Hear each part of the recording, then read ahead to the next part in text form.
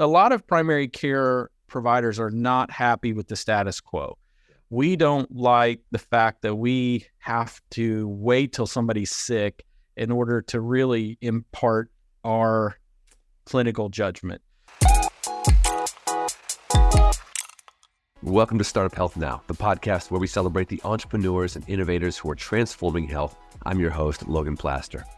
For the next few weeks, as we gear up for the launch of the next season of this podcast, which will drop after Labor Day, we'll be bringing you replays of our favorite episodes from the past.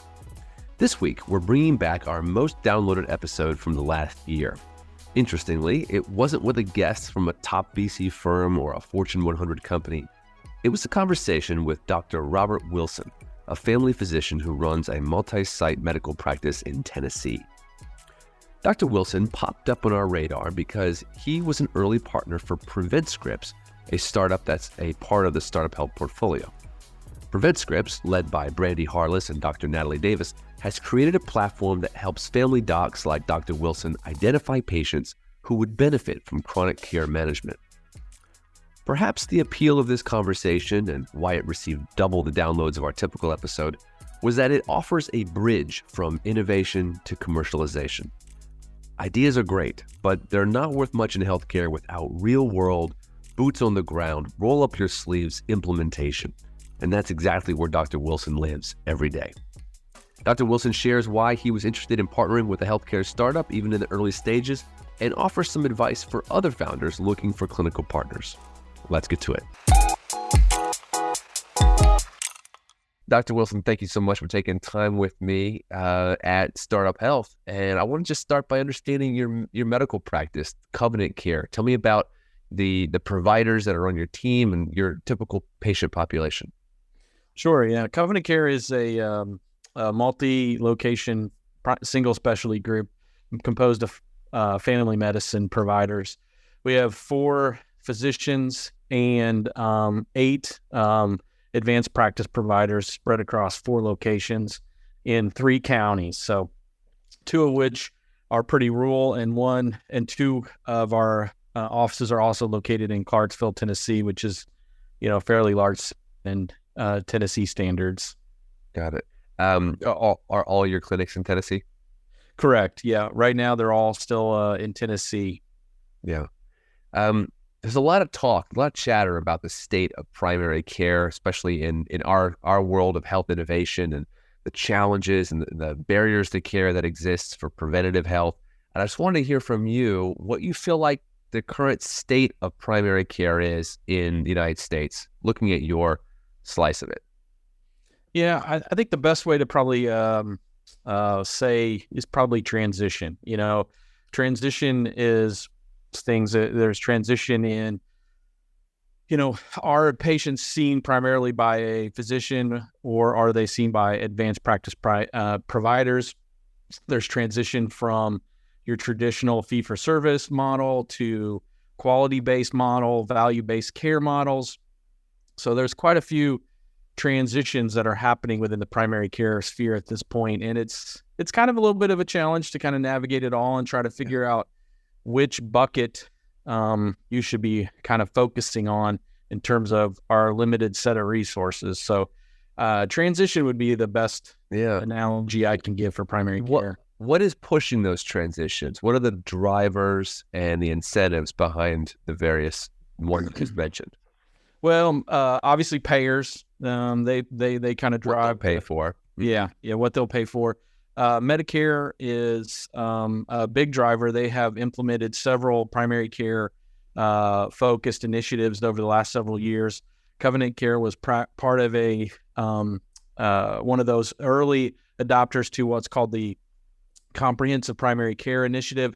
That was ended in 2021, and we have since kind of the follow-up program is called the Primary Care First Initiative, and we're also enrolled in that currently. So I'd say Medicare is a big driver towards the preventative services and the value-based care, and then we're starting to see that trickle down, at least in our area. I know some parts of the country have a much higher managed care population, but we're starting to see that through the Medicare Advantage programs as well as some of the Medicaid programs that have quality-based programs tied to to their reimbursement model as well. Got it. How long have you been in practice? I graduated medical school in 2000 and did my residency in 2003 and moved to Tennessee and have been here since. So it's 19 years out of residency. Yeah. Have you seen any dramatic shifts in your patient population, the kind of challenges that they face? Primary care is an interesting thing because we see all ages. As family medicine, I just had a 2-week-old newborn checkup the other day, all the way up to one of my older patients is like 102 years old. And so we see, quite a large range of patients. I think the biggest issue is the transition to the value-based model and the instead of the traditional fee-for-service model. Probably your biggest change we're seeing within the population itself. Got it. So we're having this conversation today because CovenantCare has partnered with PreventScripts, which is a company that Startup Health has partnered with for many years in order to improve the outcomes of folks with chronic illnesses. So I'm hoping you could describe the relationship that you have with PreventScripts. Sure. I was approached probably a little over a year ago, a friend of a friend. That's how most of these things are kind of the connections are happen. And I've always had a desire to be more preventative when it comes to, or proactive is the word I sometimes will use when it comes to my patient health statuses. The problem is medicine has historically been reactive, and we kind of wait till people get sick, and then we kind of treat the illness and try to keep them from having, secondary complications from their illness. So PreventScripts is kind of an interesting idea in the sense that they are trying to target people who are at risk for disease, but yet not have the disease and are also highly motivated. And so there's a lot of people you can find that are obviously at risk for disease, and they're just not motivated to make the necessary change necessary. But PreventScripts has modeled this questionnaire and preventative questionnaires that we can administer via our check-in module, which we use Phreesia for our check-in system in our EMR. And they will give us a categorization of their risk for diabetes, their risk for heart disease, and also what's most fascinating to me is their desire for change. So are these patients motivated? So, and so what we're trying to do is capture those patients who are highly motivated, yet not have disease, but are at risk for disease. So those are going to be like family history, obesity, mildly elevated blood pressures. There's some other things that put them at elevated risk, but the idea of being able to capture those people before they become sick is, that's kind of like the holy grail of medicine, right? How do we keep people healthy? How do we keep people from becoming ill? And that's going to translate in the long run to reduced healthcare expenditures and things like that as well. And explain to me how that compares, what you just described with PreventScripts and their questionnaire model, how that compares to the current standard of care. I'm sure the physician doesn't have a lot of time with each patient to try to suss out their future risk of a disease, their interest in tackling that condition. So how do the two compare? Well, they're kind of night and day, because you're right. I mean, we're always strung within the time limits of the visit to identify, medication refills, any current, complaints from the patient. This is a way to kind of gather this data, and it's patient-driven data. So it's not something that I actively have to go get. So it empowers the patient to enter the information and allows me to then use that patient-generated data in a more meaningful manner. Anything that disrupts the normal workflow is going to be a bit of a challenge. So having something that can be administered in concert with the normal workflow of a traditional, office visit is going to be something that's going to be much more likely to be adopted. Yeah. And I'm guessing that for it to be adopted, it's got to hit both the patient side and the reimbursement side. So, I've read plenty about, primary care medicine struggling with reimbursement and really needing to build stronger economic structures for these practices in order to provide great preventative care. So how does PreventScripts not only help you treat people more preventatively and better, but also help your practice stay profitable? Yeah, I think it's a two-pronged approach. One, the preventative questionnaires have a small reimbursement associated with them, but there's also the secondary piece of, okay, so now you've identified these people, and then how do we then move in a direction to help them make that meaningful change thereafter? And there has been some change recently, and a lot of the insurance companies will allow us to do some of these preventative visits.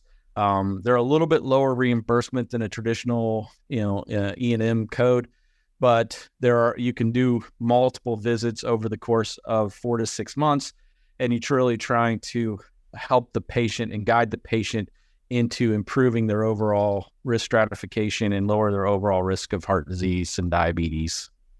Got it. Now, not every doctor or clinic is willing to take a chance on a new technology. I'm sure that this comes with time that it takes to get onboarded and to understand something new. And even if something is broken, if you know it, sometimes you'll stick with that for the long term. So what was it about this or you and your clinics that made you willing to kind of take a chance on a new technology? Well, from our standpoint, in our situation in particular, it wasn't going to be a huge change to our traditional workflow because we already use a patient-driven check-in system that utilizes preventative questionnaires such as the PHQ-9 and some of the other screens for well-child visits and such. So adding this in was not going to be a major change. The big change is on the back end and how we deal with this data because, most primary cares are like large ships. It's very hard to make a significant change and it's difficult to fully incorporate the mindset to become more proactive instead of being reactive. It's easy. We've been treating diabetes and hypertension for, hundreds of years, and we're all very, good at it and skilled at it. What we're not very good at is this very thing. How do we keep our patients from becoming ill? And I think that's the thing that drove me to kind of looking at this in more detail. Seems to be in line with the way that I would like to practice, which is being more proactive instead of reactive. It's giving us the opportunity to become more proactive. Yeah. Now, I'm guessing since PreventScripts is a startup, I'm guessing this has been an iterative journey where there's feedback being given. And yes. How has that been? Like the idea that you're not dealing with a sort of perfectly finished product. You're actually part of the process of perfecting it. Well, I think it's a bit of a challenge, but it's also a wonderful opportunity because you get the opportunity to engage with the people who are creating a product to make sure that this product is actually applicable to the day-to-day practice of medicine. Because one of the biggest things, there's a lot of wonderful ideas and there's a lot of great technology out there. The hardest part is how do you integrate that into a traditional workflow and get that information into and in front of a provider at the time they need it to impact a decision. And we see that with a lot of the wearables and some of these other things is that they get great data. Yeah. But I don't get to see it. Yeah. The patient sees it. And, unless they bring their iPhone in or their Android and physically show me, here's my steps per day and this kind of stuff, we don't have the ability to integrate that. This gave us an opportunity to integrate that directly into our EMR, goes right into the patient's chart. There's a small reimbursement, which is always helpful, so you're not doing something for free. But I think that the ability to get the data real time and use it at the time you're seeing the patient is the most helpful data you'll ever get. Yeah, that's awesome. I think it says a lot about you and about your business that you are interested in being a part of that innovative process and wanting to shape it for other people. Say, hey, let's make sure that primary care providers and people with boots on the ground are a part of the innovation process. Kind of a bigger theme that I wanted to get at with this interview is that we work with more than 400 startups in healthcare, and many of them struggle with exactly what you just described, integrating their early stage idea with a provider network. Oftentimes they go after big hospital systems and it's too much. I often direct them towards more independent clinics where they might find somebody with your mindset so that they can work shoulder to shoulder with providers, taking care of patients every single day. Mm-hmm. So I wonder if you have any advice for a founder or a provider in that setting to make that process move more smoothly. I think the most important piece from the provider side of it is that it always goes down to the workflow. How is this going to interact and integrate into a provider's daily workflow? And the farther outside of that traditional workflow pattern, the more difficult it is going to be to integrate. And you mentioned some of the challenges of implementing kind of being essentially a beta tester for all intents and purposes.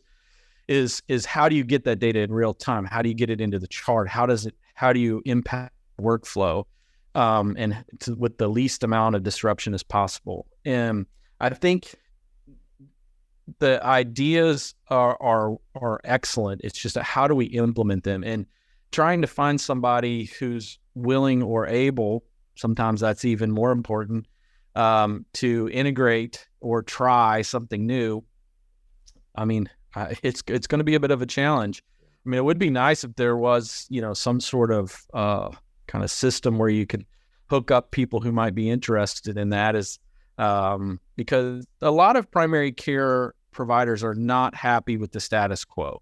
We don't like the fact that we have to wait till somebody's sick in order to really impart our clinical judgment. So we would love to find ways to integrate prevention and risk reduction and all of these things into our daily practice, because that ultimately, especially in family medicine, we take care of the whole family. We take care of mom, dad, grandma, children, and we want, when we impact our advice, it trickles down throughout the entire family. And so if we have a system of apps or integrations that will allow us to give that information in a more timely manner, that's going to be something that will be much more meaningful. There's a lot of data you can get, and that's one of the biggest challenges is we often get inundated with data, and how do you interpret that data and use it in our day-to-day workflow is key. That's got to be part of the equation in order for something to become successful. Yeah, that sounds like that's the secret sauce, how you actually integrate it. It almost sounds like someone needs to come and sit with you and observe your clinic for a period of time to understand, okay, what are the real bottlenecks? Not the ones I thought were challenges when I was building my business, but what's really happening with you. And I'm guessing those are some of the things that PreventScripts, that Brandi and her team are learning. How do the real challenges differ from maybe what I imagined that they were? Oh, absolutely. Because, anytime you start doing it in the real world, you're always going to little things like how quickly it gets integrated in the chart. Is it actually real time when you thought it was going to be real time, but it actually isn't? It's delayed by 30, 40 minutes and the patient's actually already left the building. So, there's all these little challenges that we've overcome, and they've worked diligently with our EMR provider to integrate their systems directly into the patient's chart. So they've had a really nice cooperative kind of mindset to help us limit the disruption to our workflow. So that's been a very pleasant experience. In general, do you feel like there's anything particular that people get wrong about the primary care workflow? If you think about people trying to create innovations and solutions for you, is there like a primary misconception about the work that you do? Oh, that's a good question. I think the answer is yes, there are. I think it involves the aggregation of the data and how that data gets to us. I think What we need is that data compiled in some sort of easy and quickly read, I guess, I don't know, infographic, some sort of way for us to interpret all this data, because a lot of these things collect a lot of really good data. Problem is, it takes you 20 to 30 minutes to parse through all the data and find out, okay, what is the trend line? What is are all the outliers, and those kind of things. And I think in order for it to work in a primary care environment, it's just got to be something that can be displayed quickly, display the information quickly, and kind of impart that information to the provider in a way that they can then act on it without having to do a bunch of legwork and research. I love it. I want to make sure to share that with our community of entrepreneurs and see if anyone comes back with you with a pitch. So, Dr. Wilson, sure. That's the time we have. I don't want to keep you from your patients any longer. Thank you for share with me about your partnership with PreventScripts. And I appreciate you, going on that iterative journey with them and being part of creating a solution that will be helpful, not just to you and your patients at CovenantCare, but really to so many more as it gets built out and scaled. Well, thank you for having me, and I appreciate the opportunity to kind of give a perspective, the primary care side of things, and look forward to where medicine is moving in the future. Awesome. Thanks, Dr. Wilson. No problem. Thank you. Have a wonderful day. Bye-bye. Thanks for listening to Startup Health Now. We'll be back again with another episode next week.